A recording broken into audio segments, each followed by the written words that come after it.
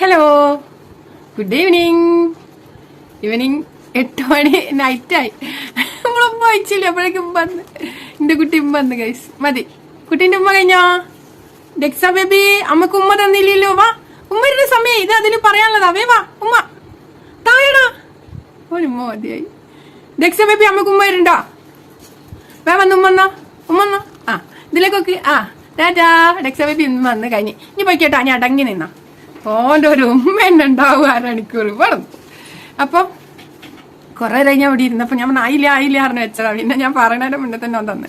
അപ്പൊ എന്റെ കുഞ്ഞുങ്ങളൊക്കെ ഹാപ്പി ആയിട്ട് കുളിച്ച് സുന്ദരിമാരായോ?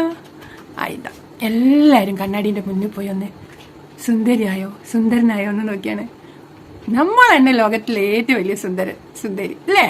അങ്ങനെയാണ് നമ്മളെ മനസ്സിനെ പറഞ്ഞു പിടിപ്പിക്കേണ്ടത്. അപ്പൊ നമ്മൾ എന്താവും? നമ്മൾ ഹാപ്പിയോ? എപ്പോഴും നമ്മളെ മനസ്സിന് ചെറുപ്പുണ്ടാവും.